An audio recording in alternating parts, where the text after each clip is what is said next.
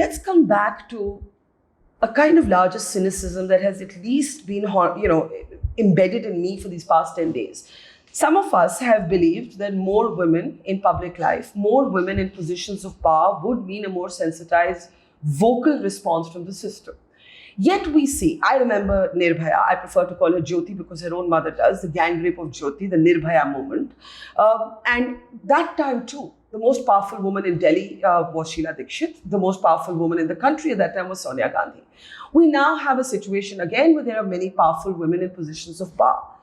But across the board, and with respect to your own party, and I don't want to make this a tutu meh between BJP versus Congress versus Trinamool, I want to keep the focus on Bilkis. But my larger question is there no correlation between more women in power, in politics, and the response of the system? Because it would seem so this week when I couple everything that has happened with the women of India. That's a very nuanced question, and I will give you a nuanced answer. Yeah. I'm a woman a female politician. I think for women to rise to the top in politics is difficult. Even with a father in politics and with, coming out of a political family, even then it is difficult to survive in a system.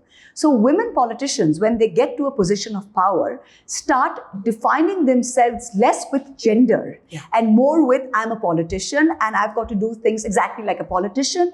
And it's almost desensitizing the emotional side of you in order to hack it in a world full of men. I've seen this on the trading floor when I was a trader, that the female traders and female bankers were more aggressive than the men because they felt that we've got to be, the big daddy on the block in order to fight the men. So female politicians, once they reach a position of power, are less about being women, less about feeling sort of co-opting for gender, and they feel like I'm a politician, I'm a minister, I have to follow the party line, I have to. So this kind of looking at yourself through the prism of womanhood or the prism of gender gets less and less and less, which is why all these women don't speak out. Yeah.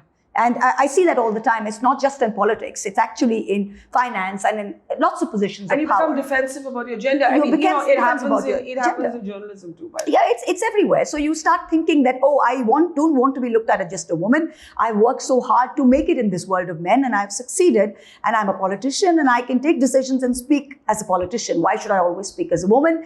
It's almost as if you're lessening yourself by doing that. And that's why a lot of women don't speak out. Siloing yourself. But let me ask you this. Did or has your Bilkis Bano petition, your petition for justice for Bilkis Bano, got as much attention, as much virality as your Louis Vuitton bag? And if not, what does that tell you? When asked this in an ironic way. That tells us about how skewed, perverse the right-wing social media troll propaganda army are, how much they've taken over the system.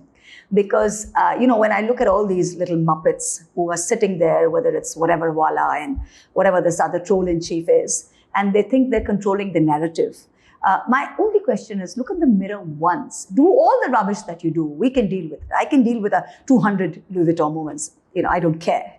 But the question is, once, stand up for what is the right thing to do. Because if you're in public life, even if you do 9 things wrong, do 1 thing right. And this is something that is so wrong. And the principles of natural justice have just been crushed. And I don't think I could live with myself. And there are many people who are keeping quiet because they can't speak out, but they're not going the other way. What we are seeing is the right-wing army even going the other way so as to say that, what about this and what about that? So they're not even stopping at that. So unfortunately, this says a lot about social media. It says a lot about the right-wing narrative, and it speaks a lot about how, I would say, how insidious the propaganda machinery of the current government is.